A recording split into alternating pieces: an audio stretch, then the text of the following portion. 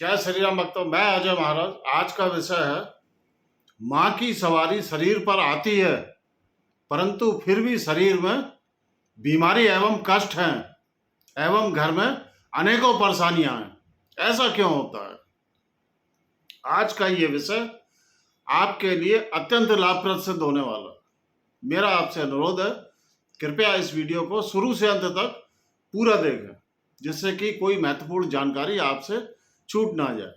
देखिए, हमारे पास अनेकों भक्तों के फोन कॉल्स आए हैं और काफी भक्त स्वयं सशरीर भी हमारे पास आए हैं जिन्होंने बताया कि विगत कई वर्षों से हमारे ऊपर, हमारे शरीर पर काली मैया आती हैं, दुर्गा मैया आती हैं, कोई कहता है संतोषी मैया आती हैं, कोई कहता है कि पीताम्बरा मैया आती हैं। कोई ना कोई मैया की सवारी उनके शरीर पर आती है।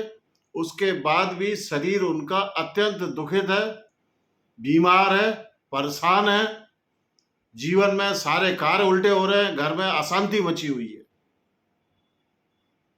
ऐसा क्यों होता है? देखिए,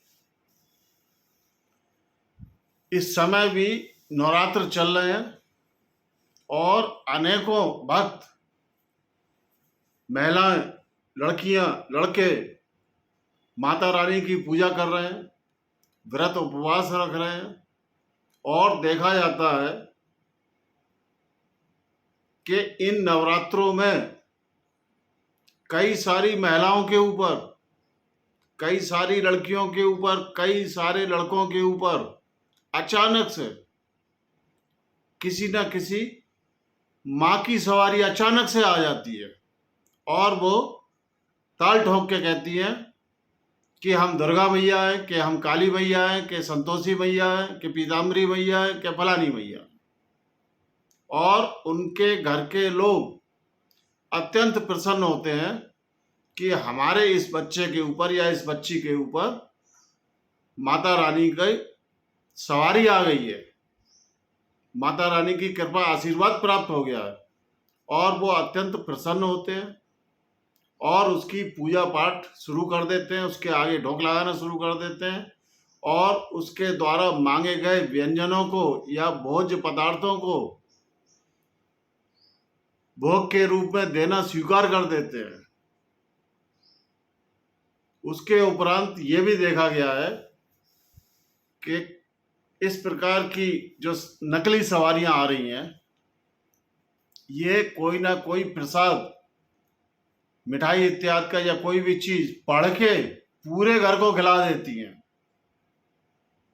और आप लोग खा लेते हैं। इससे होता क्या है कि पूरा घर पीड़ित हो जाता है, पूरा घर परेशान हो जाता है। ऐसा इसलिए होता है कि आपके घर के सदस्य के ऊपर या बच्चे या बच्ची के ऊपर जो भी सवारी आई है, जो अपने आप को काली मैया या दुर्गा मैया या पीताम्बरी मैया या कोई अन्य मैया का नाम लेके बोल रही है, वास्तव में वो माँ है ही नहीं।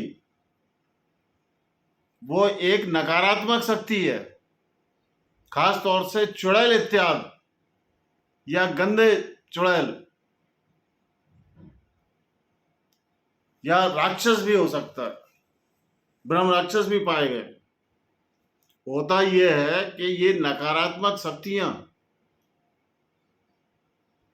ये चाहती हैं कि हमारी भी पूजा हो इस घर में और मनवांछित हमको भोग मिले, जिसको ये प्राप्त करके दिन पे दिन बलशाली होते जाते हैं, ताकतवर होते जाते हैं और विभिन्न प्रकार की वस्तुओं में प्रसाद का नाम लेकर अपनी नकारात्मक शक्तियों को उसमें प्रवेश करा के घर के सभी सदस्यों को खिला देते हैं, जिससे पूरा घर परेशान एवं पीड़ित हो जाता है।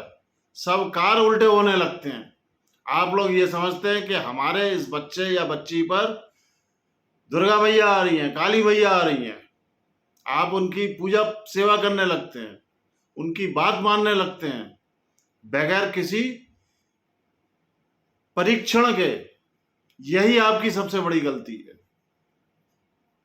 अगर आपके साथ या आपके घर के किसी सदस्य के साथ ऐसा होता है कि अचानक से इन नवरात्रों में उसके ऊपर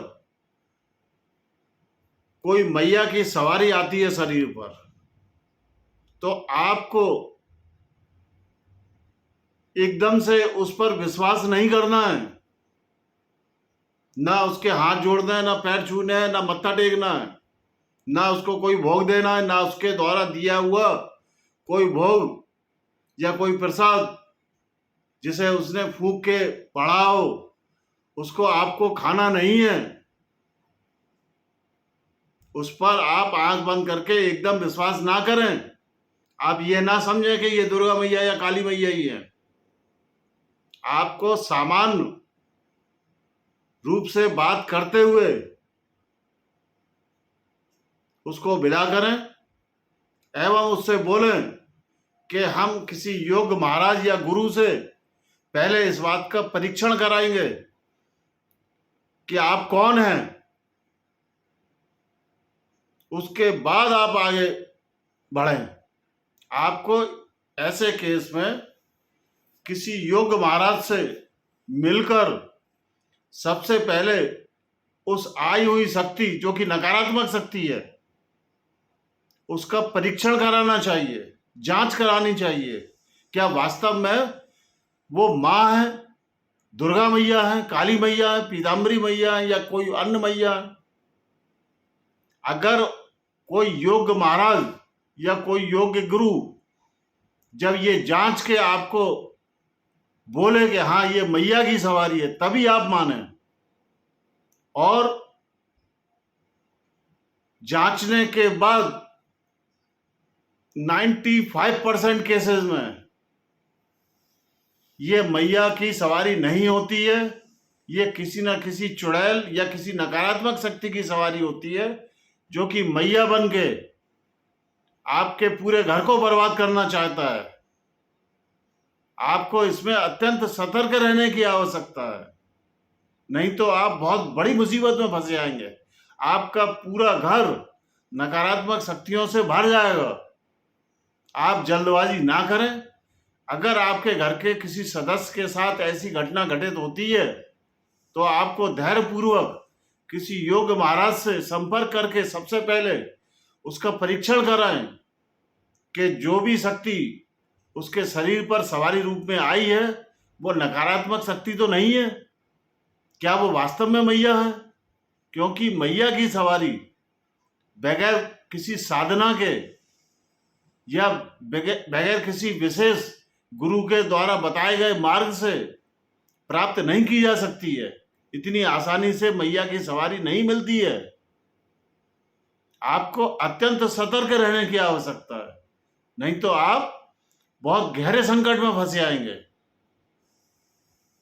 अगर आपके साथ या आपके घर के सदस्य के साथ ऐसा हो रहा है तो इसकी जांच आप हमसे भी करा सकते हैं। हमारा मोबाइल नंबर स्क्रीन पर दिया गया है। सबसे पहले आप परीक्षण कराएं। अगर जांच में वो सही है तो आगे बढ़े, अन्यथा उसको नकारात्मक शक्ति ही माने और उसका उपचार कराएं।